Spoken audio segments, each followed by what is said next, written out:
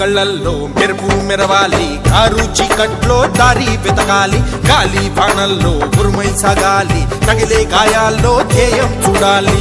ఒకటే జననం, ఒకటే మరణం, ఒకటే గమనం, ఒకటే గమ్యం. గెలుపు పొందే వరకు గలుపు లేదు మనకు, బ్రతుకు అంటే గెలుపు